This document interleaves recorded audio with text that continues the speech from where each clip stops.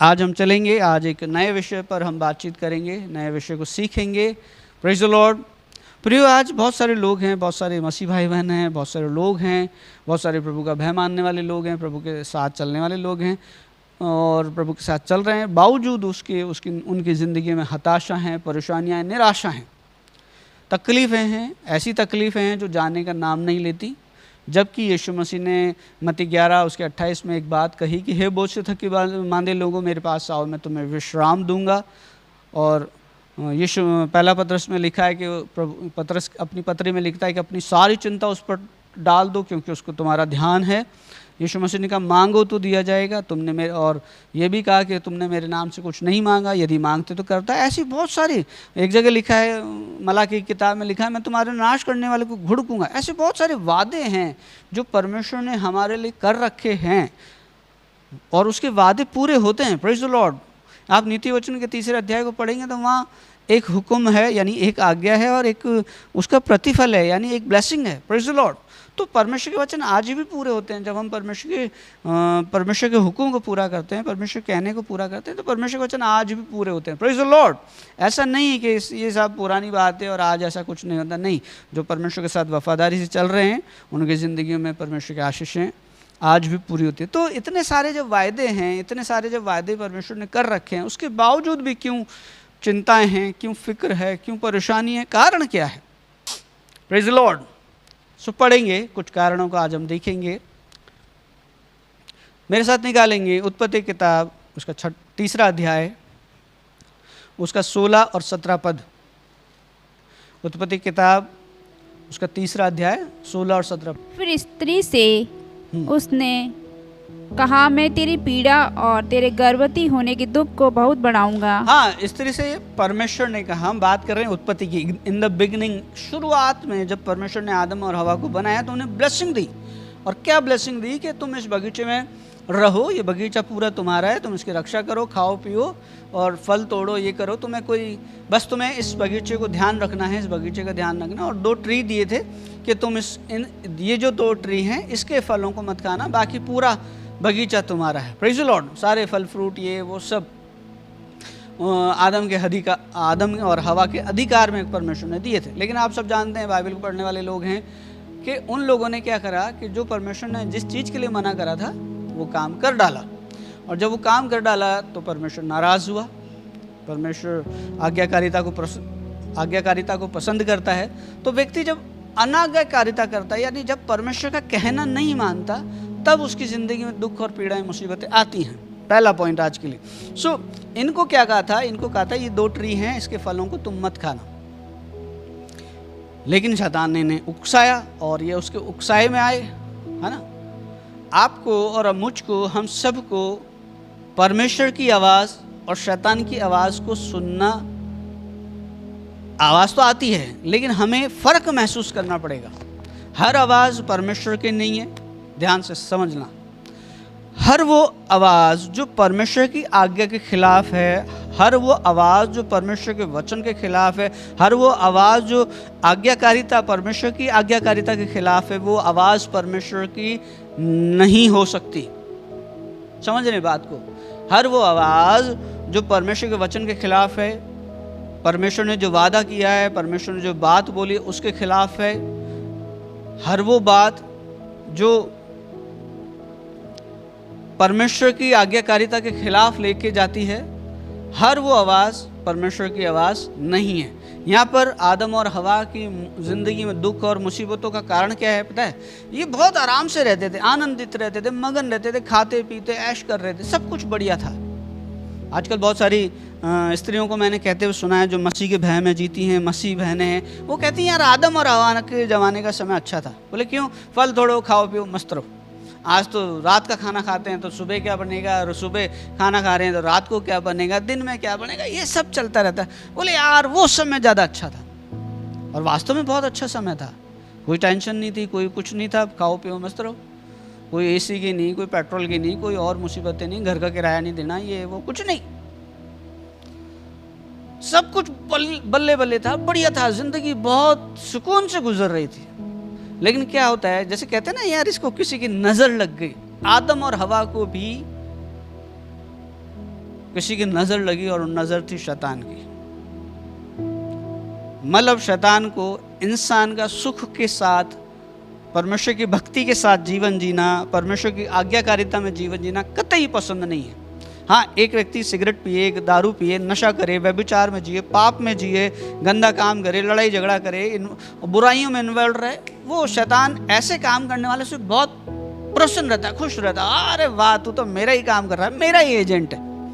लेकिन हाँ, एक व्यक्ति जो प्रार्थनावादी, एक व्यक्ति जो वचन पढ़ता है, एक व्यक्ति जो वचन के अनुसार जीवन जीता है, एक व्यक्ति जो परमेश्वर के वचन को पूरा करता है, परमेश्वर के वचन के लिए हानि, परमेश्वर के वचन उठाने के लिए भले हानि उठानी पड़े, वो पूरा करता है, तो ऐसे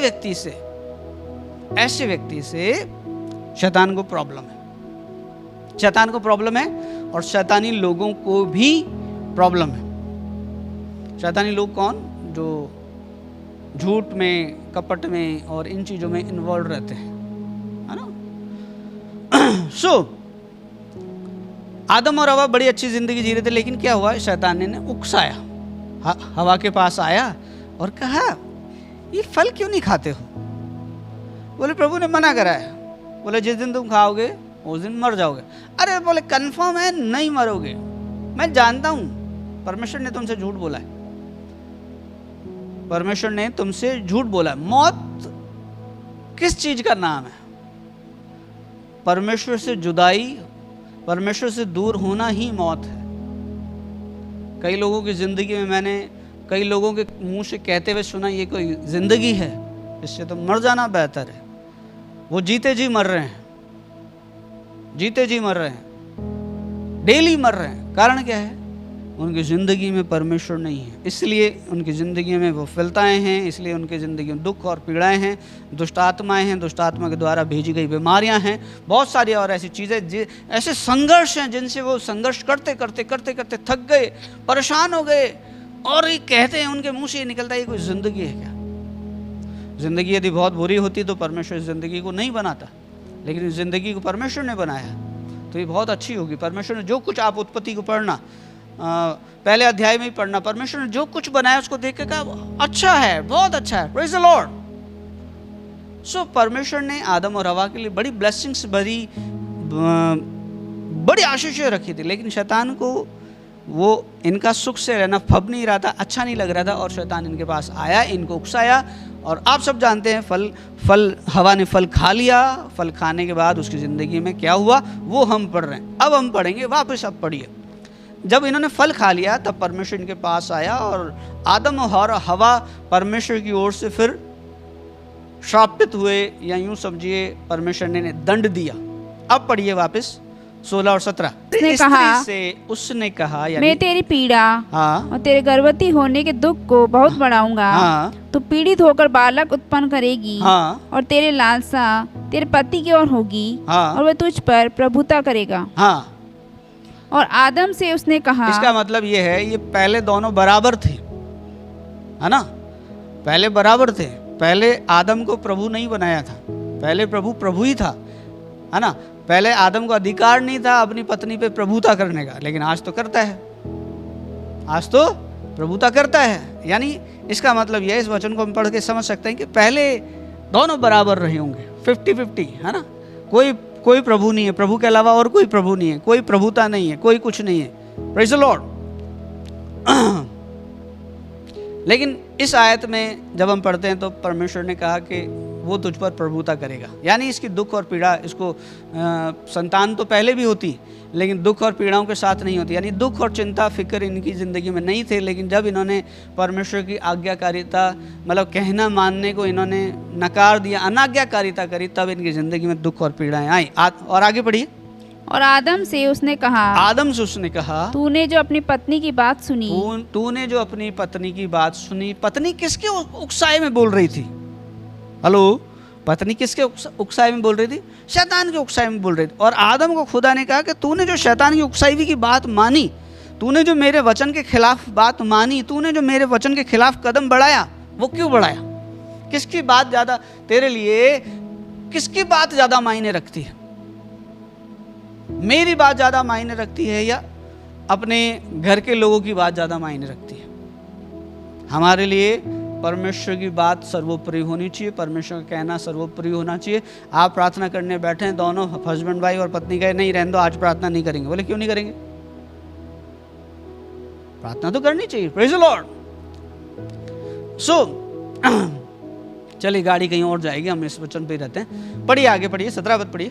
तूने जो अपनी पत्नी की बात तूने जो अपनी पत्नी की बात सुनी और जिस वृक्ष के फल के विषय में जिस वृक्ष के फल को मैंने तुझे आज्ञा दी थी कि तू उस फल न खाना, न खाना, उसको तूने खाया, इसलिए भूमि तेरे कारण शापित है। तूने खाया है जिस बात को मैंने जो आज्ञा मैंने तुझे दी थी, वो आज्ञा तूने तोड़ी और अपनी पत्नी की बात सुनी है।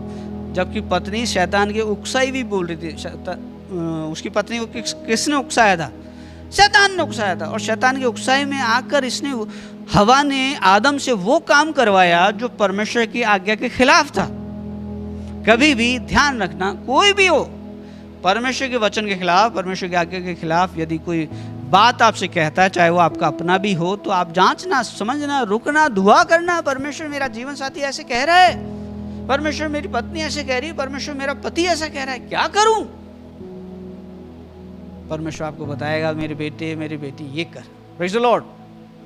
परमेश्वर के लिए लिखा है कि वो अद्भुत युक्ति करने वाला पराक्रमी परमेश्वर, वो ऐसा काम करता है कि मतलब चीजें हो भी जाती हैं। जैसे वो कहते हैं ना कि वो एक कहावत है कि सांप भी मर जाए लाठी भी नहीं टूटती। इसका मतलब ये है कि काम हो जाता है और कोई नुकसान भी नहीं होता।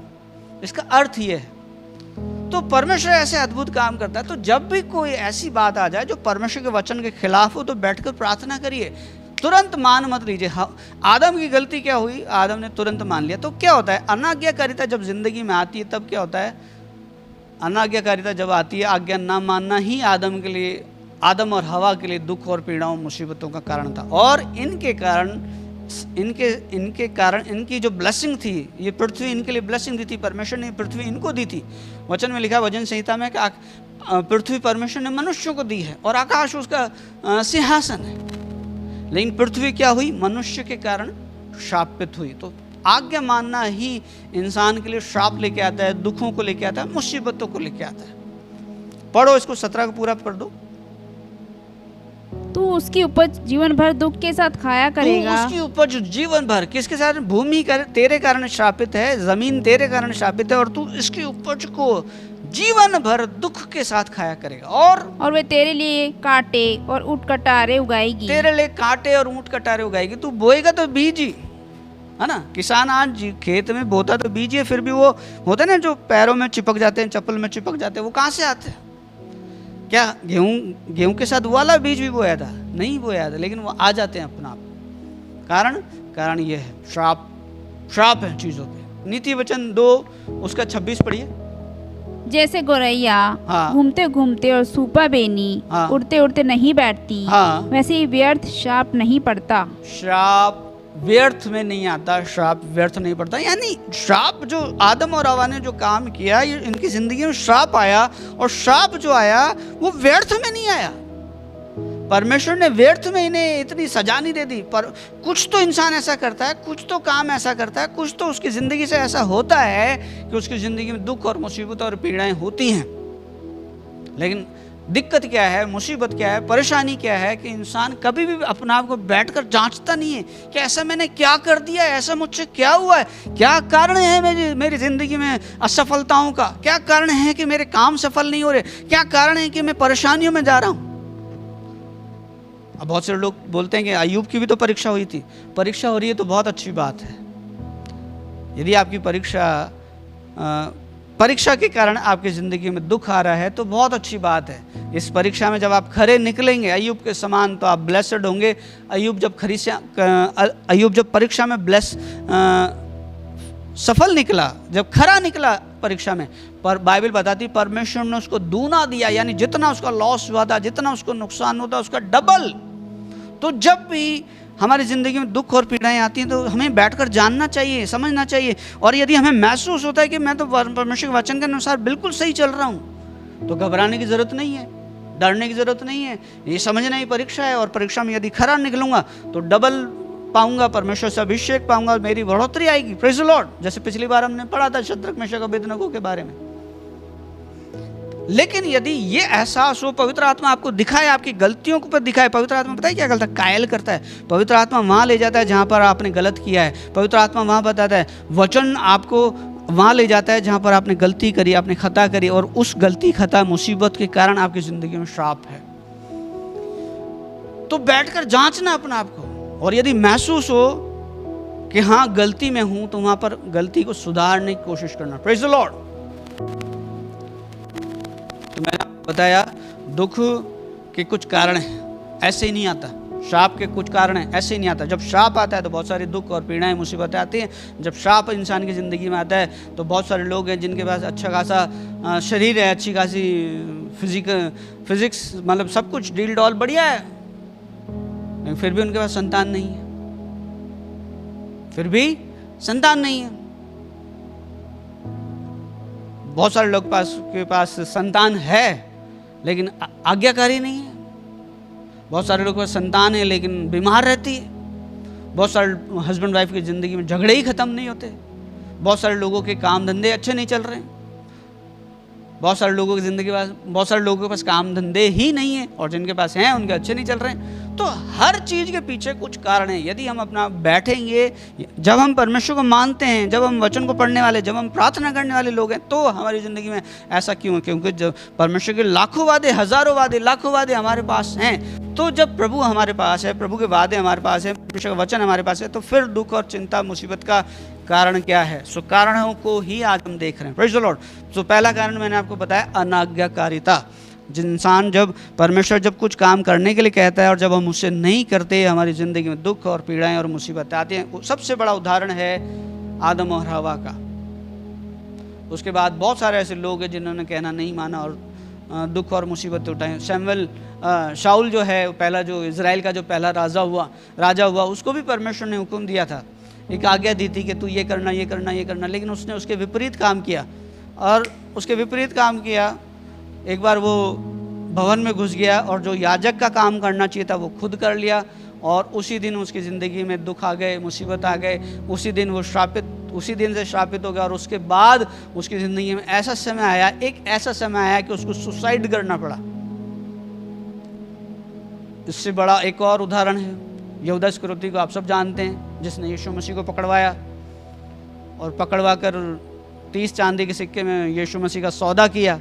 और उसके बाद उसको लगा यीशु मसीह को लोग छोड़ देंगे, लेकिन लोगों ने यीशु मसीह को तो सूली पे चढ़ा दिया। और जब उसको पता पड़ा यहूदा इस्करियोती को, तो उसने जाकर अपने आप को फांसी दी और नीचे गिर गया, उसका पेट फट गया, मर गया। सो कारण क्या है दुख और चिंता मुसीबतों का, परेशानियों का कारण क्या है? कारण यह है कि जब इंसान कहना नहीं मानता, परमेश्वर की आज्ञा के खिलाफ काम करता है। एक बार यीशु मसीह ने कह दिया था यहूदा इस्करियोती को, देख मनुष्य के पुत्र को तो मरना ही है, वो तो आया ही इसलिए, लेकिन हाय उसके द्वारा जिसके द्वारा ये काम हो रहा है। जो होना है वो तो होके रहेगा, ध्यान रखना। लेकिन यहूदा इस्करियोती के समान, यहूदा इस्करियोती ने क्यों इनिशिएटिव लिया? यहूदा इस्करियोती ही क्यों वो व्यक्ति बना जिसके द्वारा यीशु मसीह पकड़वाया गया? दुख हमारे सामने चॉइस आती है ना। व्यवस्था वर्णन को आप पढ़ेंगे तो वहाँ लिखा है कि मैंने आज आकाश और पृथ्वी को तेरे सामने रखा है, इसलिए मैं आकाश और पृथ्वी, जीवन और मरण तेरे सामने रखें। जीवन और मरण, जिंदगी और मृत्यु तेरे सामने रखें, और मैं चाहता हूं कि तू जीवन ही को चुन ले। तो चुनना तो प्रियो हमारे हाथ में है। परमेश्वर थोड़ी हमारी जबरदस्ती हाथ पकड़ के कुछ करवाता है। तो परमेश्वर ने कुछ आज्ञाएं हमें दी हैं, और जब हम आज्ञाएं मानते हैं हम आशीष होते हैं। हम जब आज्ञाएं मानते हैं हम धन्य होते हैं, हम आज्ञाएं मानते हैं ब्लेस्ड होते हैं। लेकिन इसके विपरीत जब हम आज्ञाएं नहीं मानते, हम निराश होते हैं, उदास होते हैं, और दुख और पीड़ाएं और मुसीबतें हमारी ज़िंदगी में आती हैं। बहुत सारे लोग हैं जिनका जीवन मसीह में होने के बावजूद दुख और पीड़ाओं मुसीबतों से भरा हुआ है। उनकी ज़िंदगी से संकट जाते ही नहीं है। क्यों? क्योंकि वो वफादारी के साथ परमेश्वर के साथ नहीं चल रहे, परमेश्वर के साथ ढंग से जैसे चलना चाहिए वैसे नहीं चलते। तो पहला कारण है दुख और मुसीबतों का, पहला कारण है अनाज्ञाकारिता, यानी कहना ना मानना। Praise the Lord. दूसरा कारण हम देखेंगे, पढ़ेंगे भजन संहिता उसका 32 उसका 10, भजन संहिता 32:10। दुष्ट को तो बहुत पीड़ा होगी, हाँ, परंतु जो यहोवा पर भरोसा रखता है हाँ, वह करुणा से घिरा रहेगा। अब क्या कह रहा है, सुनो वचन क्या कह रहा है, दुष्ट को तो बहुत बहुत पीड़ा होगी। यानी यदि किसी की जिंदगी में पीड़ाएं हैं, दुख हैं, मुसीबतें हैं, है ना, तो समझना कहीं दुष्टता तो जिंदगी में नहीं आ गई है। बाइबल क्या कहती है कि दुष्ट को बहुत पीड़ा होगी। यानी जिसका जीवन दुष्टता से भरा हुआ है, जो दुष्टता करने से बाज नहीं आ रहा है। वचन में लिखा है दुष्ट व्यक्ति धर्म राज्य में रहकर भी दुष्टता करता है। तो जो व्यक्ति दुष्टता करता है, दुष्ट है जो, है ना, यानी दुष्टता की काम करता है, उसकी जिंदगी में दुख और पीड़ाएं, मुसीबतें रहती हैं। नीति वचन 11 उसका 21 पढ़िए। मैं दृढ़ता के साथ कहता हूँ, हाँ, बुरा मनुष्य निर्दोष न ठहरेगा। मैं दृढ़ता के साथ कहता हूँ। लेखक जो नीति वचन का लिखने वाला लेखक जो है, वो इस बात को कहता है कि मैं दृढ़ता से कहता हूँ, यानी मुझे यकीन है, कंफर्म है ये कि बुरा मनुष्य निर्दोष ना ठहरेगा, परंतु धर्मी का वंश बचाया जाएगा। ध्यान से सुनना, पीड़ा, दुख और मुसीबत तो सबके ऊपर आती है, लेकिन धर्मी का वंश क्या होगा, बचाया जाएगा। Praise the Lord. धर्मी का वंश बचाया जाएगा, लेकिन दुष्ट को बहुत पीड़ा होगी। दुष्ट यानी जो व्यक्ति दुष्ट है, जो व्यक्ति जिसका जीवन बुरा है, जो दुष्टता करता है। हम अपने आप को जांच सकते हैं, पता है, दूसरा व्यक्ति कोई भी हमारे मन को, हमारे अंतरात्मा को नहीं जान सकता। हम अपने आप को जितना बेहतर जानते हैं ना, उतना हमसे बेहतर दुनिया में और कोई ऐसा है ही नहीं जो हमसे बेहतर कोई अपने आप को, हमसे बेहतर कोई हमको जान सके। समझने की जरूरत है प्रियो। 14 का 32 भी पढ़िए। दुष्ट मनुष्य हाँ, बुराई करता हुआ नष्ट हो जाता है। दुष्ट मनुष्य बुराई करता हुआ नष्ट हो जाता है, परंतु धर्मी को मृत्यु के समय भी धर्मी को मृत्यु के समय में भी शरण मिलती है। Praise the Lord. धर्मी को मृत्यु के समय में, यानी उसको लगता है कि यार मृत्यु का समय, मतलब समझ रहे हैं, जहाँ लगता है कि मृत्यु आ गई, जहाँ पर लगा कि हाँ सर्वनाश है, जहाँ पर लगा कि ये दुख और पीड़ाएं हैं, मुसीबतें हैं।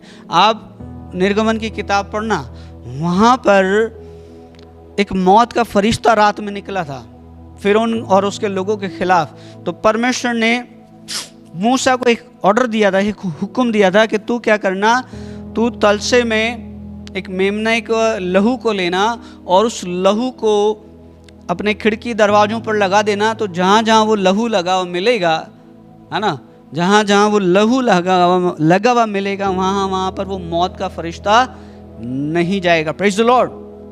इजरायली लोग कौन थे? परमेश्वर के चुने हुए लोग थे। परमेश्वर ने उन्हें धर्मी ठहराया था। परमेश्वर जिसको धर्मी ठहरा दे वो धर्मी है, और परमेश्वर जिसे कह दे तो दुष्ट है, तो वो दुष्ट है।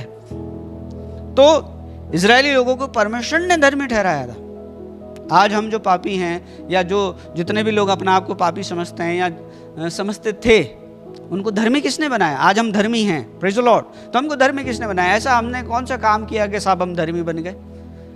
हमने सिर्फ पश्चाताप किया, हमने परमेश्वर के पीछे चलना शुरू करा, परमेश्वर पर यकीन किया। परमेश्वर कहता है मैं तुम्हारे पाप चाहे कैसे भी रंग के क्यों ना हो, वो इनके समान श्वेत हो जाएंगे। तो हमने परमेश्वर पर यकीन किया, हमने परमेश्वर पर भरोसा किया, हमने यीशु मसीह पर विश्वास किया। यीशु मसीह के पे हम विश्वास करते हैं कि यीशु हमारे पापों के लिए मरा, इसलिए आज हम धर्मी हैं। तो इजरायलियों को परमेश्वर ने धर्मी ठहराया था और कह दिया था कि भाई ये लहू लगा देना खिड़की दरवाजों पर, और यदि जिस घर में लहू लगा हुआ नहीं मिला और वहाँ मौत का फरिश्ता चला गया तो कोई जिम्मेदारी नहीं है, इसलिए तुम कहना मानना और उस अपने खिड़की दरवाजों पर लहू को लगाना। तो क्या करा लोगों ने? जहाँ जहाँ इजरायली लोग थे, जो जो उनके डेरे थे, जो जो उनके घर थे, उन पर सब पर लहू लगाया। Praise the Lord. और जब रात को मौत का फरिश्ता निकला तो वहाँ मौत उन लोगों का कुछ नहीं बिगाड़ पाई। फिरौन के घरों में, फिरौन के लोगों के अंदर रोना था, विलाप था, आंसू थे और ऐसी बहुत सारी चीज़ें थी। वहाँ मौत का तांडव था। लेकिन इजरायलियों के घर में आनंद था, वो संतुष्ट थे और खुश थे। और मिस्री लोगों दुख मना रहे थे, रो रहे थे, चिल्ला रहे थे, क्योंकि वो दुष्ट थे, वो दुष्टता करते थे इजरायली लोगों के साथ। तो मौत के समय में भी परमेश्वर बचाता है। Praise the Lord. जब परमेश्वर आपको जिंदा रखना चाहता है ना, दुनिया की ताकत आपको कुछ नहीं बिगाड़ सकती है ना। बहुत सारे ऐसे केसेस देखने में आते हैं कि भयानक से भयानक एक्सीडेंट हुए, लेकिन परमेश्वर ने अपने लोगों को बचाया। Praise the Lord. सो मौत के समय में भी क्या होगा? धर्मी क्या पाएंगे? पढ़िए, धर्मी क्या पाएंगे? शरण पाएंगे। किसकी शरण पाएंगे? परमेश्वर की शरण पाएंगे। परमेश्वर हमारा शरण स्थान है। Praise the Lord. परमेश्वर हमारा शरण स्थान है। हमें क्या करना चाहिए? हमें अपने आप को जांचना चाहिए, हमें अपने आप को परखना चाहिए, हमें अपने आप को देखना चाहिए, हमें अपनी ज़िंदगी को देखना चाहिए। कहीं हमारा जीवन दुष्टता की ओर तो नहीं बढ़ रहा, कहीं हम दुष्ट तो नहीं बन रहे परमेश्वर की नज़र में। परमेश्वर की नज़र में हम दुष्ट तो नहीं हैं। सदोम उत्पत्ति के 19वें अध्याय को पढ़ना, वहाँ के लोग दुष्ट हो गए थे और वहाँ पर स्वर्ग से आग गिरी और वो पूरा 1-2 परिवार थे, उसका लूत का परिवार था, वो बचाया गया, बाकी सब लोग नाश हो गए थे। उत्पत्ति के 6 अध्याय में पढ़ना आप, वहाँ पर नूह है, नूह का परिवार है, वो बचाया गया क्योंकि नूह परमेश्वर की नज़र में धर्मी था। वरना बाकी पूरे लोगों पर जल प्रलय आया, लेकिन नूह परमेश्वर की सुरक्षा में था, उसका घराना परमेश्वर की सुरक्षा में था। और क्यों? क्योंकि नूह ने परमेश्वर का कहना माना था। नूह ने एक कश्ती बनाई और कश्ती में अपने साथ उस पृथ्वी के जितने जीव जंतु थे उन सबको रखा। तो ना सिर्फ नूह को सुरक्षा मिली, नूह के कारण पूरी पृथ्वी के जीव जंतुओं को भी सुरक्षा मिली। Praise the Lord. और नूह का घराना पूरा बचाया गया। तो दुष्ट को बहुत पीड़ा होगी साहब। जो दुष्ट जो है ना, उसकी ज़िंदगी में पीड़ाएं, मुसीबतें ख़त्म नहीं होंगी। तो मैं आपको दुख और मुसीबत और मतलब इनके कारण बता रहा हूँ। पहला कारण मैंने आपको बताया कि अनाज्ञाकारिता पहला कारण है, दुख और मुसीबतों चिंता को। दूसरा कारण है दुष्टता। आदम और हवा ने आज्ञा नहीं मानी, उनकी ज़िंदगी में दुख और पीड़ाएं आई। उसके बाद सदोम और अमोरा के बारे में आप पढ़ोगे, 19वें अध्याय को पढ़ना उत्पत्ति के, वहाँ पर स्वर्ग से आग गिरी और पूरा नगर नष्ट हो गया। और आज तक एक उदाहरण बना हुआ है। उत्पत्ति के 6 अध्याय को पढ़ना, जल प्रलय की कहानी को पढ़ना। वहाँ धर्मी था नूह, और धर्मी का घराना धर्मी के साथ बचाया गया, वरना बाकी पूरा संसार नष्ट हो गया।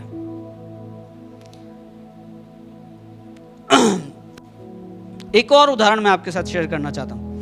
एस्तर की किताब, उसका 7 अध्याय 10 पद पढ़िए। जब हामान उसी खंबे पर जो उसने मोदक के लिए तैयार कराया था लटका दिया गया, इस पर राजा का गुस्सा ठंडा पड़ गया। क्या हुआ? हामान जो था, हामान ने क्या करा? यहूदियों से चिढ़ता था और एक विशेष व्यक्ति वहाँ पर था, मोद्रेके, उससे चिढ़ता था। मोद्रेके जो था वहाँ की रानी एस्तर रानी जो थी, उसका चाचा था। और मोद्रेके जो था वो उससे चिढ़ता था, और मोद्रेके से चिढ़ता था हामान। और मोद्रेके ने चिढ़ने के कारण, दुष्टता के कारण ऐसा काम किया कि यहूदियों को मरवाने के लिए राजा से चिट्ठी ले ली। और जब रानी को पता पड़ा, एस्तर रानी को, तो एस्तर रानी ने उपवास किया, और उपवास के बाद राजा के पास गई और राजा से उस चिट्ठी को वापस कैंसिल करवाया। और उसके बाद हामान की शिकायत की कि हामान ने ऐसी दुष्टता करी है, हामान ने ऐसा काम किया है। तब हामान जो था उसको सजा मिली, क्योंकि हामान ने दुष्टता की थी। क्या दुष्टता की थी? उसने पूरी यहूदी कौम को मार देने का चिट्ठी निकाल दी थी। मोद्रेके को नष्ट करने की उसने चिट्ठी निकलवा दी थी। ये जब बात रानी को पता पड़ी, रानी ने उपवास रखा, और उपवास रखने के बाद राजा के पास गई और राजा ने पूछा क्या बात है। तो रानी ने पूरा सारांश बताया। तो राजा को गुस्सा आया और राजा ने उस चिट्ठी को कैंसिल करवाया और मोद्रेके को पद को ऊंचा किया। और इसके लिए लिखा है कि इसको क्या करा? इससे पहले पता है, इसी ने ये जो फांसी का खंबा था ना, 7 का 10 पढ़ो वापस। जब हामान उसी खंबे पर जो उसने मोर्दके के लिए तैयार कराया था। ध्यान से सुनना, मोर्दके के लिए इसने क्या करा था? एक खंबा तैयार कराया था, फांसी का खंबा तैयार कराया था कि मोर्दके को उस पर लटका के मार डाला जाए। लेकिन हुआ क्या? इसका विपरीत हुआ। और क्या हुआ? पढ़िए आगे।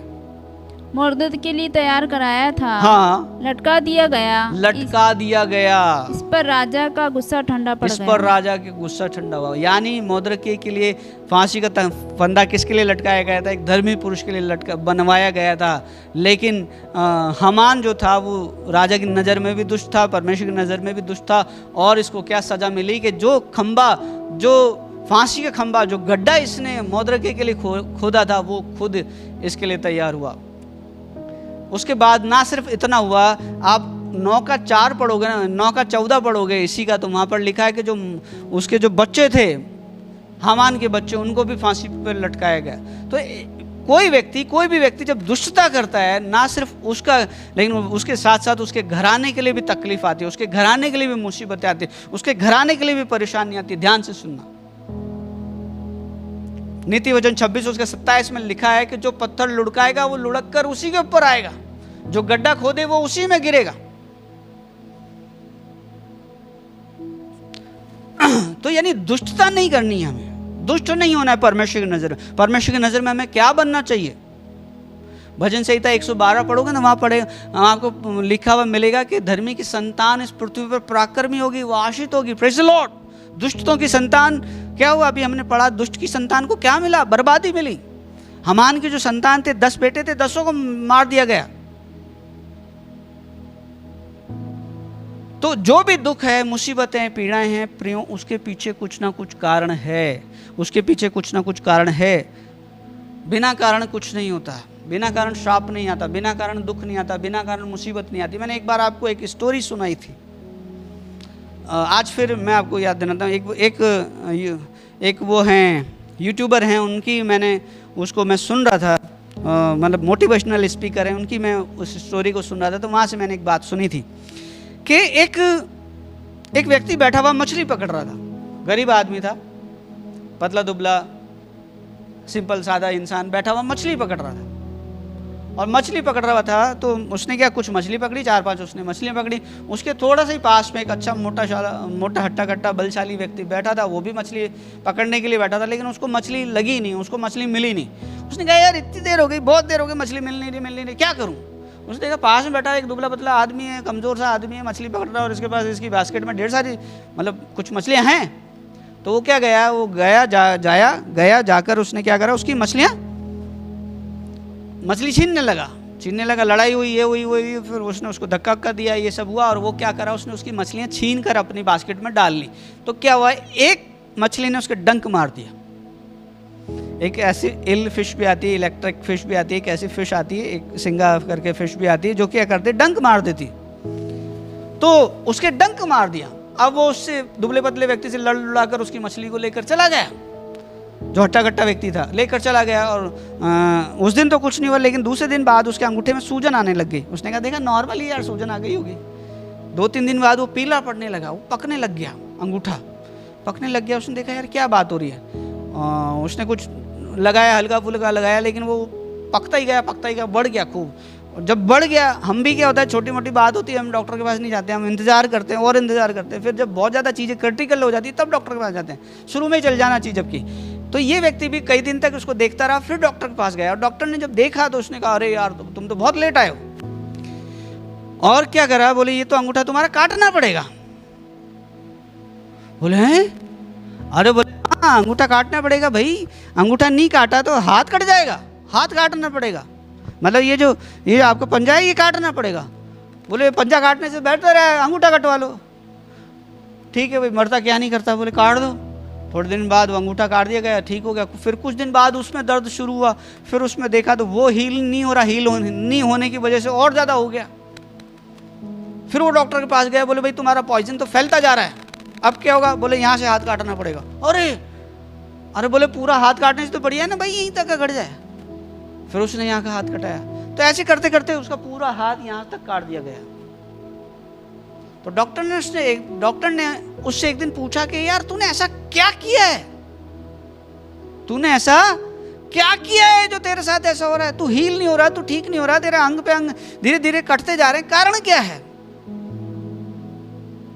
कुछ तो कारण है, कुछ तो बात है। तो उसको ध्यान आया कि मेरे चोट कैसे लगी थी, मेरा अंगूठा कैसे सड़ा था, मेरा अंगूठे में डंक कैसे, उसको पता पड़ा अरे वो मछली ने डंक मारा था। मछली कहाँ से आई थी? बोले मछली उस दुबले पतले आदमी की मछली को मैंने छीना था। वो उस दुबले पतले आदमी के पास मछली, जिससे मछली उसने छीनी थी, उसके पास एक दिन गया, उससे मिलने गया और मिलकर उसने पूछा कि भाई तूने ऐसा क्या किया यार, मेरी हालत तो बद से बदतर होती जा रही है, कौन है तू, तूने ऐसा क्या किया है? मेरा मछली ने मेरे डंक मारा, मेरा अंगूठा कट गया, मेरा पंजा कट गया, मेरा यहां तक हाथ कट गया, मेरा कंधा तक कट गया, क्या किया है तूने ऐसा? बोले तूने मुझे अपनी ताकत दिखाई थी, मैंने ऊपर वाले की तरफ आंखें करी और उस ऊपर वाले ने तुझे अपनी ताकत दिखाई थी। बात समझे आप? बात समझे? दुख और पीड़ाओं और मुसीबतों के पीछे कुछ ना कुछ कारण अवश्य है। दुख और पीड़ाओं मुसीबतों के पीछे कारण है, कुछ ना कुछ कारण अवश्य ही है। बिना कारण के दुख नहीं आता, बिना कारण के मुसीबत नहीं आती। हमान के 10 बच्चों को ऐसे ही फांसी पर नहीं लटका दिया गया, हमान को ऐसे ही फांसी पर नहीं लटका दिया गया, इसने दुष्टता करी। सदोम और अमोरा के लोगों के ऊपर ऐसे ही आग नहीं गिरी, ऐसे ही नहीं मर गई, इन्होंने दुष्टता करी, दुष्ट हो गए थे ये लोग। इस पृथ्वी पर जल प्रलय यूं ही नहीं आया था। उत्पत्ति के 6 अध्याय में वहां के लोग दुष्ट हो गए थे। वहां वचन में लिखा है कि इंसान के मन में जो भी उत्पन्न होता था वो बुरा ही होता था, तो परमेश्वर ने कहा मैं ऐसा खत्म कर दूंगा पूरी। लेकिन वहां पर एक व्यक्ति था जो धर्मी था। परमेश्वर ने कहा धर्मी को तो मैं धर्मी के साथ तो नाइंसाफी नहीं हो सकती, मैं उसे बचाऊंगा। धर्मी बचाया गया, प्रेज़ द लॉर्ड। तो हमने दुष्ट के बारे में पढ़ा कि दुष्ट को बहुत पीड़ा होगी साहब। तो पहली बात, दुख और मुसीबतों के कारण क्या है? अनाज्ञाकारिता। दूसरा कारण हमने क्या पढ़ा? दुष्टता। अपना आप को जांचना, स्कैन करना, देखना अपनी जिंदगी को। तीसरी बात, सबोपदेशक 2 उसका 26 पढ़ो। जो मनुष्य परमेश्वर की दृष्टि में अच्छा है उसको वे बुद्धि और ज्ञान और आनंद देता है। हाँ, जो मनुष्य परमेश्वर की नजर में, परमेश्वर के सम्मुख, परमेश्वर के सामने क्या है? जो परमेश्वर की दृष्टि में अच्छा है, जो परमेश्वर की दृष्टि में अच्छा है, उसको वे बुद्धि, उसको वो क्या देता है? बुद्धि और ज्ञान और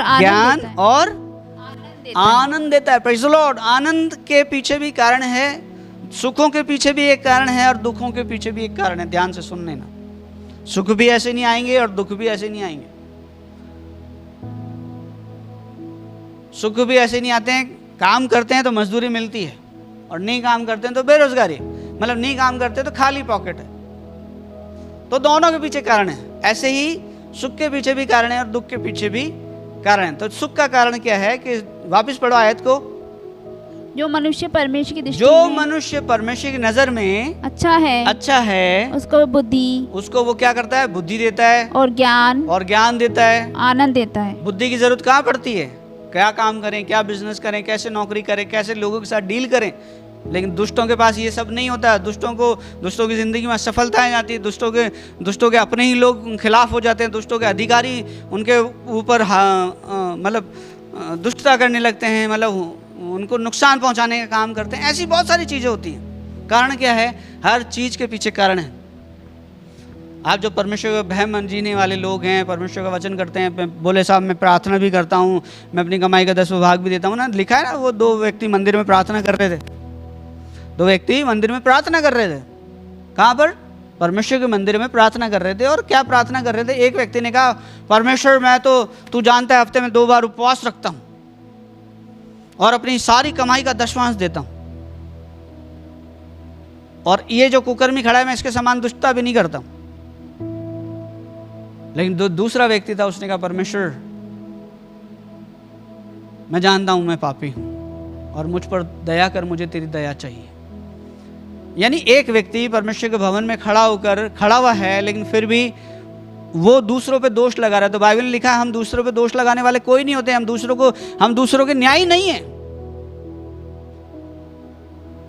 हम दूसरों के न्याय नहीं है। भले ही हमें यह अधिकार नहीं मिल जाता कि हम सब प्रार्थना कर रहे हैं, हम बोल रहे हैं, हम 10वां दे रहे हैं, हम भेंटें दे रहे हैं, हम उपवास रख रहे हैं, हम प्रार्थना आदि जीवन जी रहे हैं, लेकिन फिर भी दूसरों पे दोष दे रहे हैं। तो ये व्यक्ति क्या हुआ परमेश्वर की नजर में? धर्मी नहीं।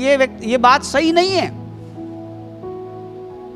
वचन में लिखा है कि तू हे कपटी, तू क्यों दूसरे की आंख के तिनकों को देखता जबकि तुझे अपनी आंख का लट्ठा दिखाई नहीं देता है। लट्ठा होता है इतना मोटा और तिनका होता है बिल्कुल बारीक बाल बराबर।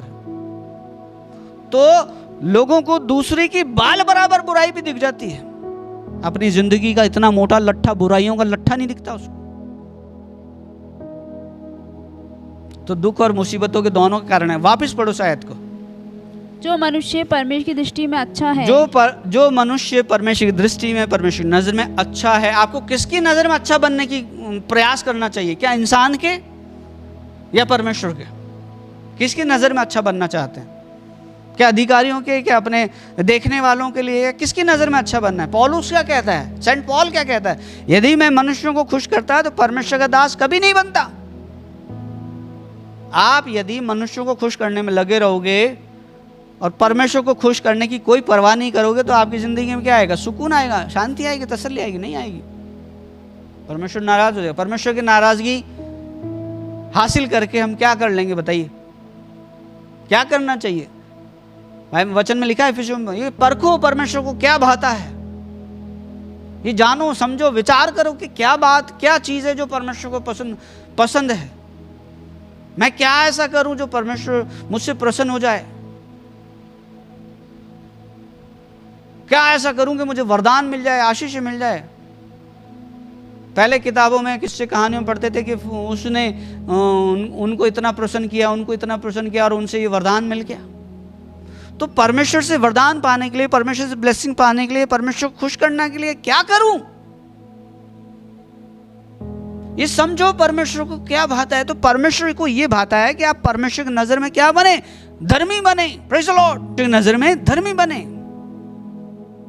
जो व्यक्ति परमेश्वर की नजर में धर्मी है, जो मनुष्य परमेश्वर की दृष्टि में अच्छा है, उसको वह बुद्धि और ज्ञान और आनंद देता है। एक बात बता दो, बुद्धि से आप ऊंचे जाएंगे, जब ज्ञान आप उसे मिलेगा तो इससे भी आप और ऊंचे जाएंगे, आपकी उन्नति तरक्की होगी। और तीसरी बात, आनंद देता है। Praise the Lord.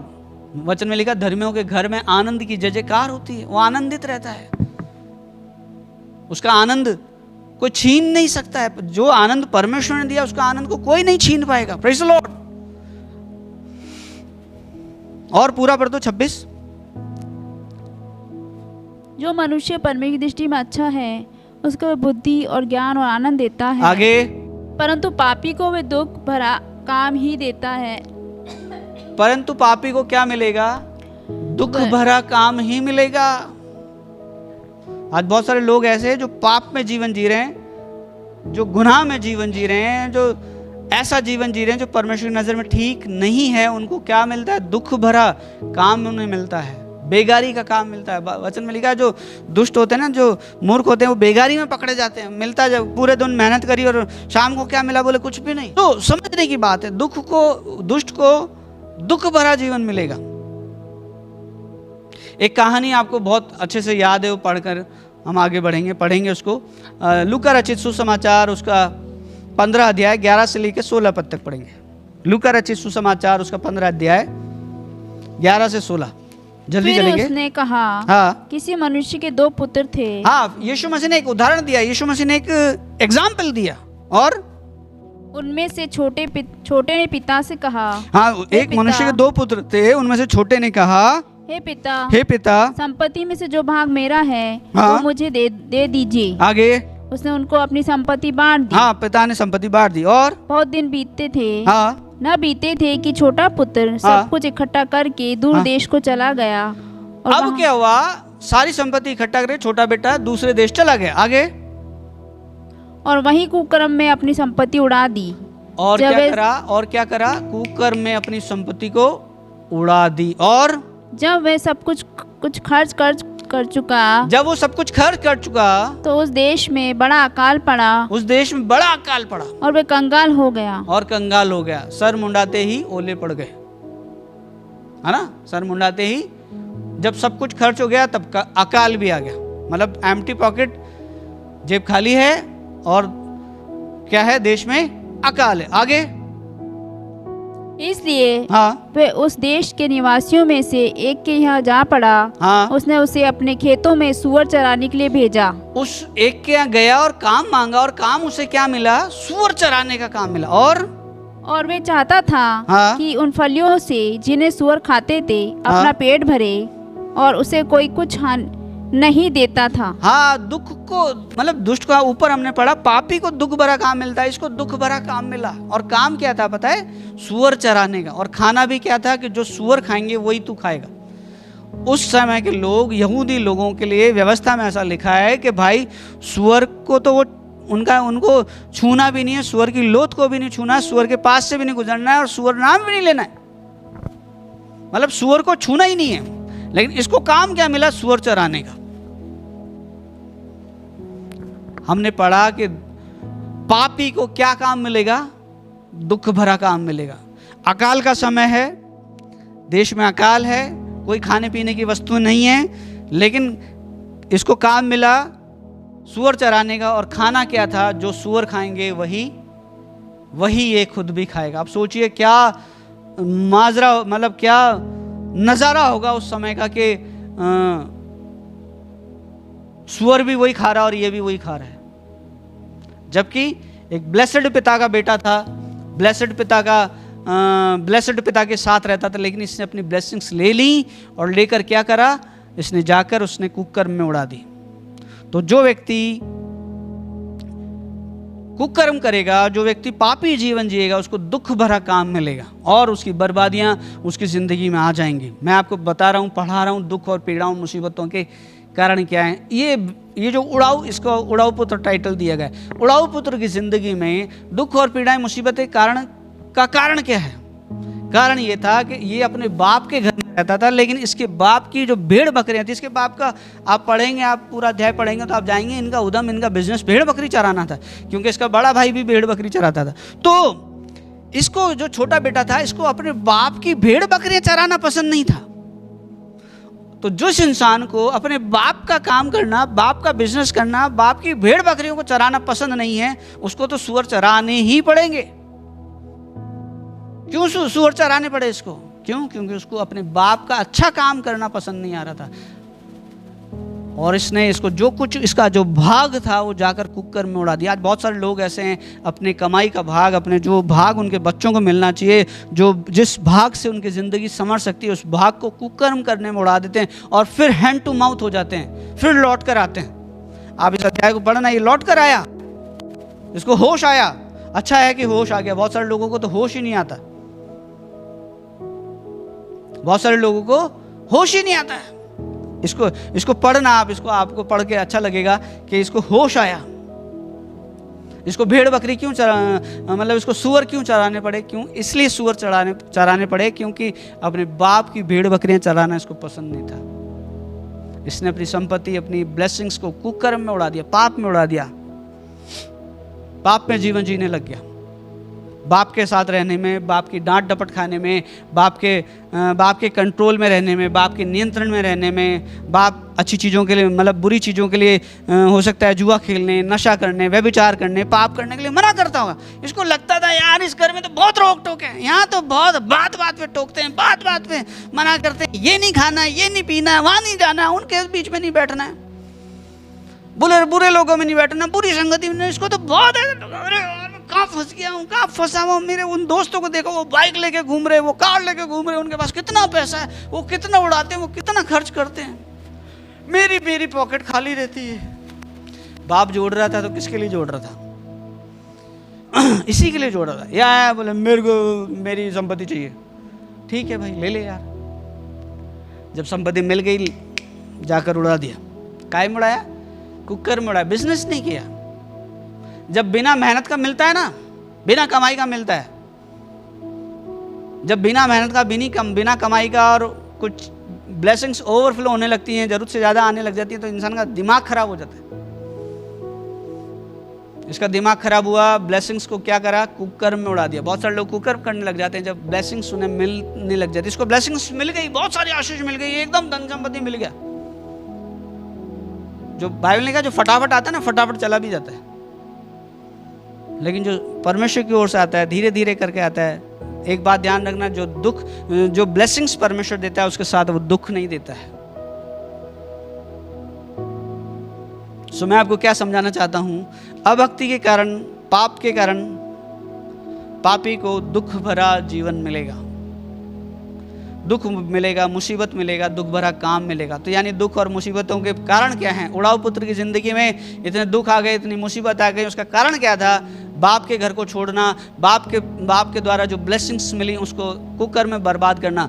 आज इंसान की ज़िंदगी में क्या है? वो परमेश्वर को छोड़ देते हैं, वो भोग विलास को चुन लेते हैं। बहुत सारे लोग अरे बोले यार यहाँ रहकर, परमेश्वर के पास रहकर तो नशा नहीं कर सकते, गुटखा नहीं खा सकते, तम्बाकू नहीं खा सकते, व्यभिचार में जीवन नहीं जी सकते। अरे यार बोले परमेश्वर के पास तो कितना है ना, कितना कठिन है, परमेश्वर की आज्ञा कितनी कठिन है। बोले बुराई करने वालों के बीच में नहीं रहना। बहुत सारे लोगों को बुराई करने में बड़ा मजा आता है, तेरी मेरी करने में बड़ा मजा आता है। बोले और जब वचन पढ़ते हैं तो पता पड़ता है यार परमेश्वर तो तेरी मेरी करने वालों के खिलाफ रहता है, तो उनको लगता है यार परमेश्वर के साथ चलना तो कितना कठिन है।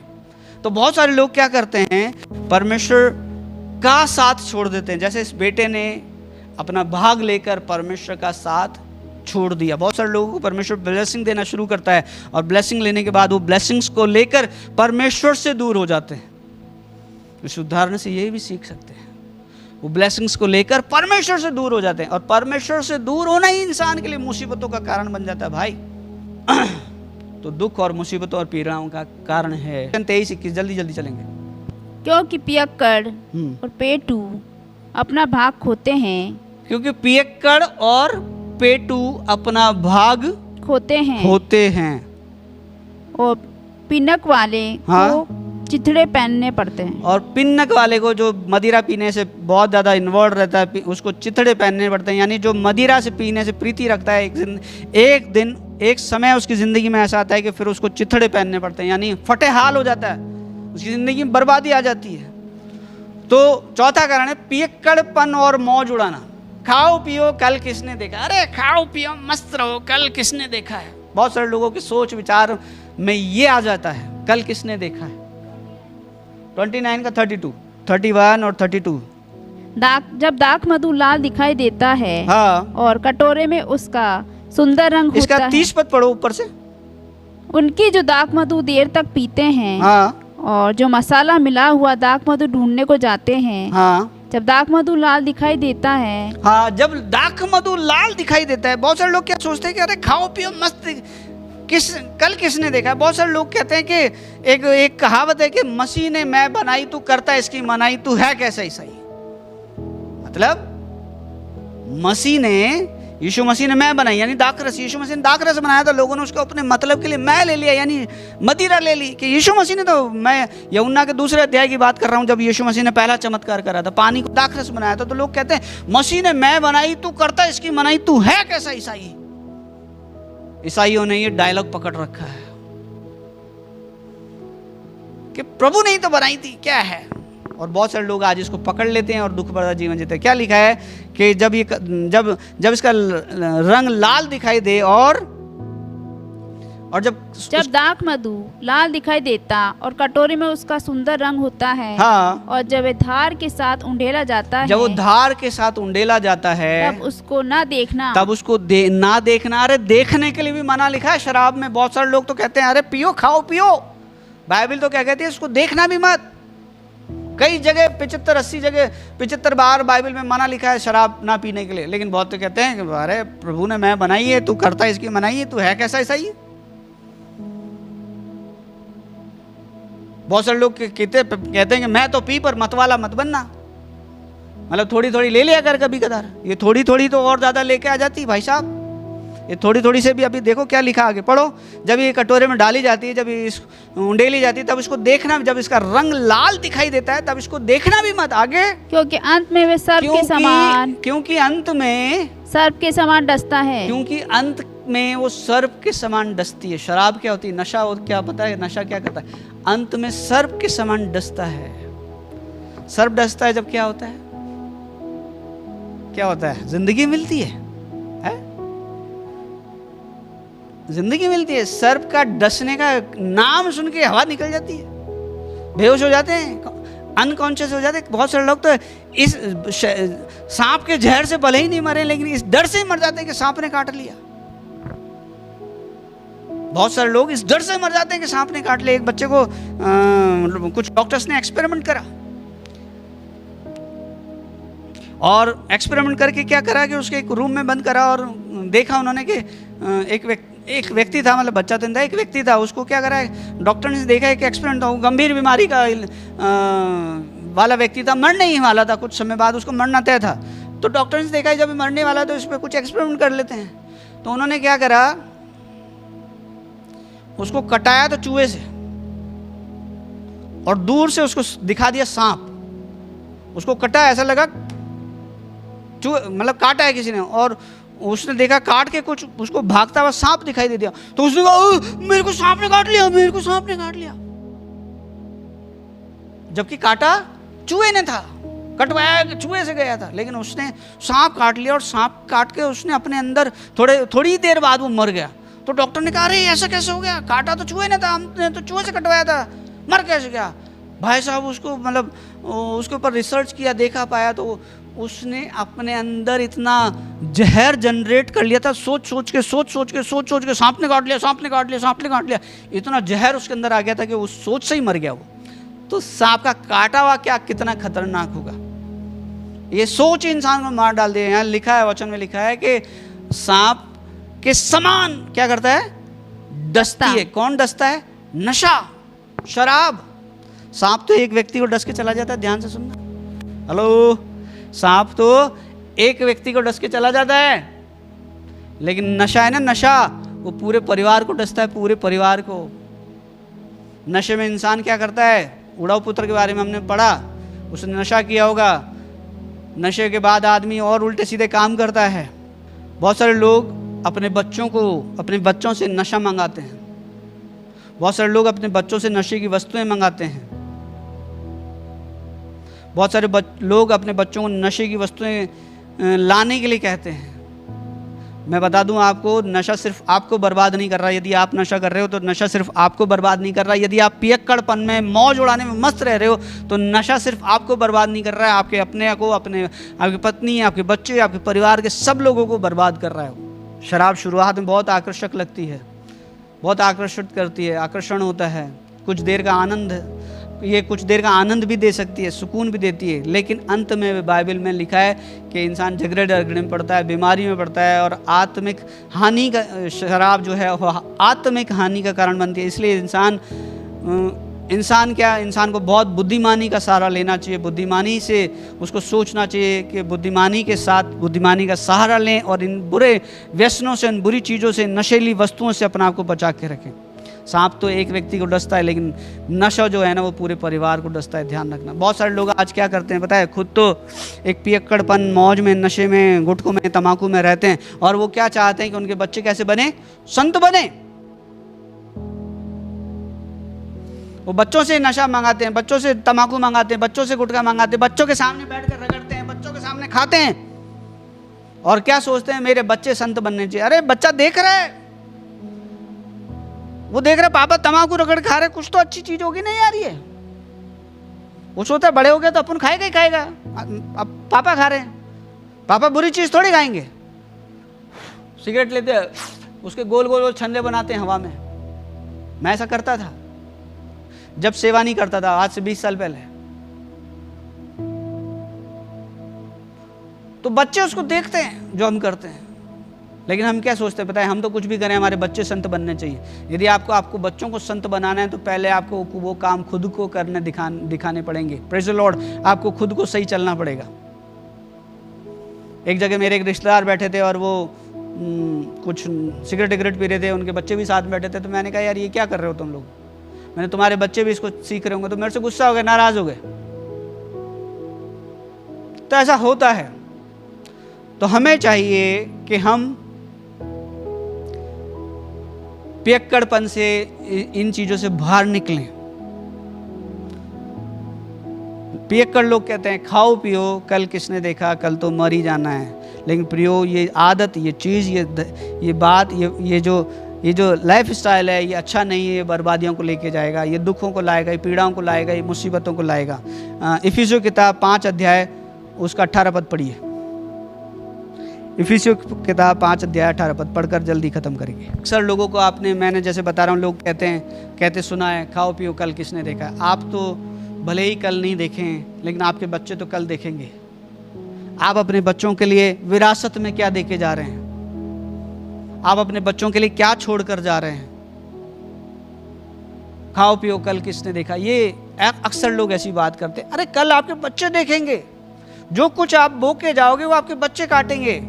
जब आप सब कुछ ही नशे में और व्यसनों में बर्बाद कर दोगे तो बच्चों को क्या मिलेगा?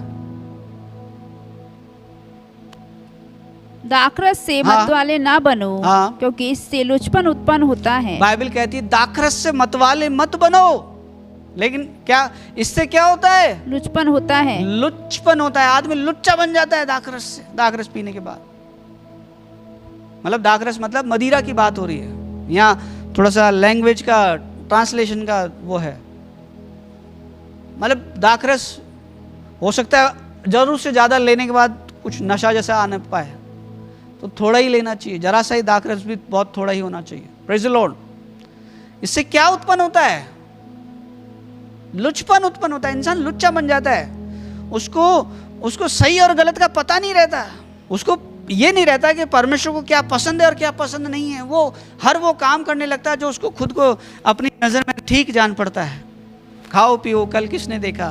मैंने आपको 4 बातें बताई हैं जो इंसान के ज़िंदगी में दुख और पीड़ाओं और मुसीबतों का कारण बनती है। पहली बात अनाज्ञाकारिता। आदम और हवा की ज़िंदगी में अनाज्ञाकारिता के कारण दुख और मुसीबत आए, आप सब जानते हैं। मैंने आपको बताया श्राप व्यर्थ नहीं आता, कुछ कारण होते हैं। वो श्रापित बने और उनके कारण पृथ्वी श्रापित बनी।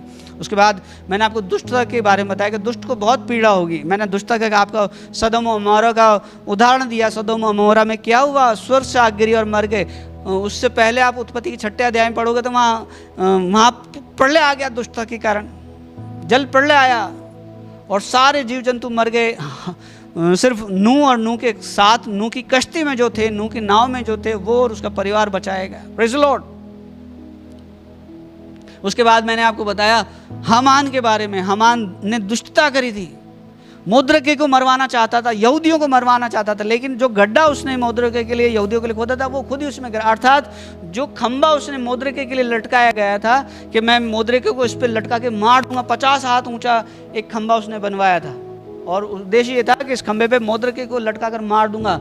लेकिन हुआ क्या? उसका उल्टा हुआ। हामान खुद, जिसने वो खंबा बनवाया था, वो खुद ही उस पर लटका कर मार दिया गया। तो बाइबल ये कहती है, नीतिवचन ने लिखा, जो गड्ढा जिसके लिए खोदता है, जो गड्ढा दूसरों के लिए खोदता है, वो खुद उस गड्ढे में गिर पड़ेगा। जो दूसरों के लिए बुराई सोचता है, वो खुद उस बुराई में आ पड़ेगा। तीसरी बात, अभक्ति के कारण, पाप के कारण दुख भोगना पड़ेगा। मैंने आपको बताया कि पापी को दुख भरा काम मिलेगा। उड़ाऊ पुत्र जो था, उसको क्या काम मिला? उसने पाप किया, परमेश्वर को छोड़कर चला। एक तरह से बाप के घर को छोड़ना वह एक उदाहरण है, मतलब एक वो उदाहरण यही है कि परमेश्वर को जब इंसान छोड़ देता है तो उसकी हालत क्या हो जाती है। परमेश्वर के साथ रहने में, परमेश्वर के पास रहने में हमारी भलाई है, परमेश्वर का कहना मानने में हमारी भलाई है, भक्ति का जीवन जीने में हमारी भलाई है, दुष्टता का विलोम है, धर्मी जीवन जीने में हमारी भलाई है। Praise the Lord. और चौथा पॉइंट हमने पढ़ा कि पियक्कड़पन और मौज उड़ाना, इसके कारण भी इंसान की जिंदगी में दुख और पीड़ाएं, मुसीबतें आ जाती हैं। पियक्कड़ लोग कहते हैं कि अरे खाओ पियो मस्त रहो, कल किसने देखा। आपने तो नहीं देखा, पर आपके बच्चे उस कल को देखेंगे, उस बर्बादी को देखेंगे, उस बर्बादी को भोगेंगे, उस बर्बादी में जिएंगे जो बर्बादी आप करके गए। मान लो नशे के कारण कोई ऐसी बीमारी आ जाए, नशा करने वाला तो बेड पे आ जाएगा, लेकिन उसके परिवार के लोग क्या करेंगे? वो इलाज करा करके बर्बाद हो जाएंगे। मैंने आपको वो एक उदाहरण दिया, एक स्टोरी सुनाई, एक व्यक्ति का हाथ कट गया था। क्यों कटा हाथ? उसने किसी की मछलियां छीनी, मछली ने डंक मारा, पहले अंगूठा कटा, फिर पंजा कटा, फिर हाथ कटा, फिर इतना कटा, फिर पूरा यहाँ तक कट गया। डॉक्टर ने बोला ऐसा तूने क्या किया है, पता कर। क्यों ये पीड़ाएं तेरी ज़िंदगी में ख़त्म नहीं हो रही और तू धीरे धीरे धीरे धीरे मरने के कगार पे है। उसको समझ में आया कि यार ये मेरी ज़िंदगी में बर्बादी शुरू कहाँ से हुई थी। उसको पता पड़ा कि मछली ने मेरे डंक मारा था। मछली ने डंक मारा। मछली ने क्यों डंक मारा? बोले मैंने किसी की छीनी थी। मछली तो मैं खुद पकड़ता हूँ, मछली पकड़ना तो मुझे आता है, मैं तो खुद मछुआरा हूँ, मैं तो मास्टर हूँ इस बात में। लेकिन फिर भी डंक लग गया। क्यों लग गया? क्योंकि किसी के साथ बुरा करा, छल करा, कपट करा, किसी का छीन लिया। मछली तो ये भी पकड़ता था, इसको पकड़ना आता होगा मछली डंक से। कैसे पकड़ी जाती है मछली? सिंगा मच्छी होती है, उसका मुंह पकड़ा जाता है, तब वो डंक नहीं मार सकती। लेकिन इसका डंक लग गया। क्यों लगा? उसके पीछे रीज़न है। रीज़न क्या था? इसने उसके झापड़ मारकर उससे छीन ली थी इसने मछलियां। और जब ये उसके पास गया कि भाई तू कौन है, तूने ऐसा क्या किया है? मेरे अंग पे पहले अंगूठा कट गया, फिर पंजा कट गया, फिर यहाँ तक कट गया, ये कट गया, कंधा कटने का, अब मरने के कगार पे हूँ। क्या किया इसने? बोले तूने मुझे अपनी ताकत दिखाई थी, मैंने तो उसकी ओर देखा, उसकी दुहाई दी और उसने तुझे अपनी ताकत दिखाई है। बात समझ रहे हैं? हर दुखों के पीछे, हर मुसीबतों के पीछे, हर बुराइयों के पीछे जो संकट हैं, दुख हैं, पीड़ाएं हैं, चिंताएं हैं, उन सब के पीछे एक कारण है या कुछ ना कुछ कारण जरूर है। पौलुस कहता है यदि हम अपने आप को जांचते तो दंड नहीं पाते। तो ये समय है अपने आप को जांचने का। किसी विशेष व्यक्ति के लिए नहीं कह रहा हूँ, सबके लिए ये है। मेरे लिए पहले है क्योंकि मैं बोल रहा हूँ, हम सबके लिए है। Praise the Lord. तो दुख और चिंताएं, मुसीबतें जो इंसान की ज़िंदगी में आती हैं, उनके पीछे रीज़न है, उनके पीछे कारण हैं। यदि हम अपने आप को जांच लेंगे तो हम दंड पाने से बच जाएंगे। आइए अपनी आंखों को बंद करें, प्रार्थना में चलें। In the name of Jesus, in the name of Jesus, in the name of Jesus.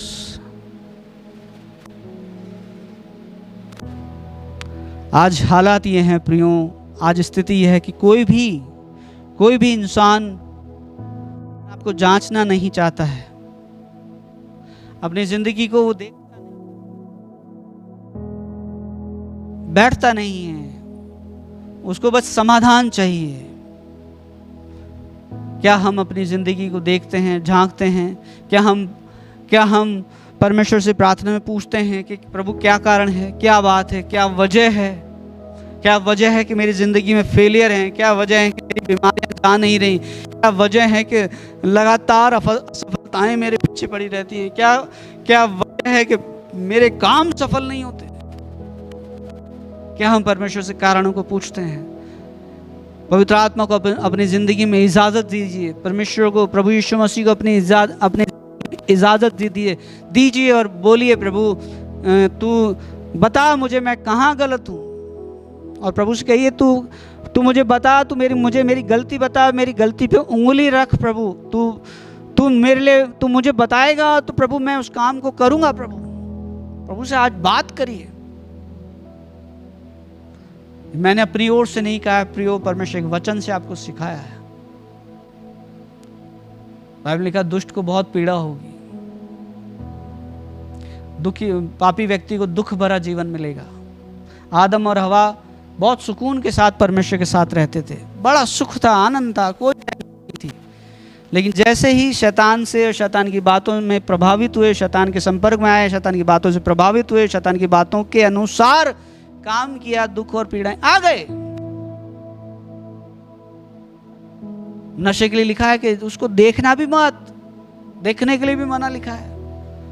शराब को क्या लिखा है?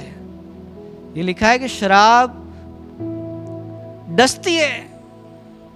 मैं आपको एक चीज समझाता हूं, मतलब नशा, सांप है ना, एक व्यक्ति को डसकर चला जाएगा, लेकिन नशा पूरे परिवार को डसता है, पूरे परिवार को बर्बाद करता है। उड़ाऊ पुत्र जब तक अपने बाप के पास में था, खुश था, आनंदित था, सुकून की जिंदगी बीत रही थी। ये उसको लगता था कि अरे मैं आनंद नहीं कर रहा हूँ। उसको लगता था कि मेरा बाप मुझ पे ज़्यादा रोक टोक करता है, मेरा बाप जो मैं चाहता हूँ वो मुझे नहीं देता है। बाप ने उसको, दूसरा बेटा भी ऐसे था, उसने कहा प्रभु पिताजी आपने तो मेरे को कभी कुछ दिया ही नहीं। उसने कहा यार बेटा सब कुछ तेरा है। तो बाप यदि स्टोर कर रहा था, जमा कर रहा था, तो किसके लिए कर रहा था? बेटों के लिए कर रहा था। लेकिन बच्चों को अक्सर ये लगता है, ये स्टोरी परमेश्वर और एक विश्वासी के रिश्ते पर आधारित है, जो यीशु मसीह ने कहानी सुनाई।